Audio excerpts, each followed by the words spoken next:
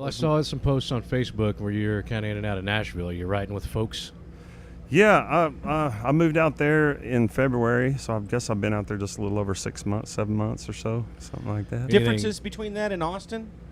I lived in Nashville 20 years ago, and it really was a totally different city. But after living in Austin for the last 13 years, there really is a lot of similarities between the city, especially with East Nashville and East Austin. Very similar. It's got more of an Austin-y vibe, and truthfully, I haven't ran into as many Texas musicians on a regular basis when I was in Austin, but pretty much, I see everybody in Nashville every week. I'm down hanging out. And you got a new album you're working on? Well, I just put out The Flag. It came out in April. And that's the latest one. Yeah. Mm-hmm. Yeah, that's my latest one. It had a real big Jeremy hit. made these notes. No, I didn't. I'll tell you something. I'll tell you something funny. Just not so he's not getting thrown under the bus. My website got pretty much taken over, and I haven't been able to have control of it for the last over a year. So when you go there, it looks like the Blue Bandana is my latest that's record. Where I went. So we've had to create RedDirtLegend.com until we get this battle where we can get everything back in. Was it the Russians? I bet it was. No, I really don't know. It's all Greek to me. I just know that we've been trying to update, with all our new stuff, and for some reason we can't, and that's all I know. But so yeah, don't feel bad. That's why. Well, we have. I shot some video of you at Soul City in April or May of this year, and you played a couple of songs off that, but it had just come out. Yeah. Just like it a ended up couple being of days really before or something. The Flag really did well. It was number 3, went to number 3 on the charts, and stayed at number 3 for over a month. Nice. It really did well, and we've actually put out our second single.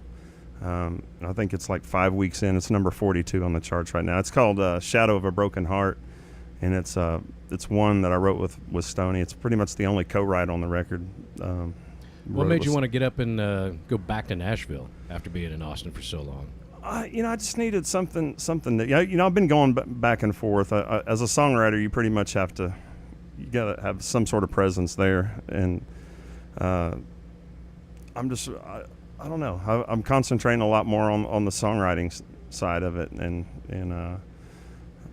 I just needed new roads to drive and new adventures, and it just seemed like things kind of get like stale no matter where you're at after a while. Kind of that same wind that I felt when I moved to Austin. You know what I mean? There's something going on in Nashville, and it does have a lot to do with Red Dirt, Texas guys that are coming there, and over the years there's been more of us coming there and making our presence known. And over the last few years, a little more of the songwriter type folks who were behind the scenes for years are starting to kind of rise to the top. Obviously, Stableman being a big one, but a lot of those guys are starting to. Well, I was like, they're letting ugly dudes with beards win awards, and I was like, I think I should move there. Out with sequins in now, the if beards. I could just grow a beard and have some talent, I would have my career ready to go. Well, it's what do you got? Like 84 albums? I mean, you're like one of the most I gotta say, man. I've been doing this job for 3 years, and I try to scout out some stuff and look at people's body of work. And how do you write that much? I mean, you've got like enough for like 2 greatest hits albums. I think so. Yeah, it's actually, this was my 16th record. Holy crap! And I write like 2 songs a year.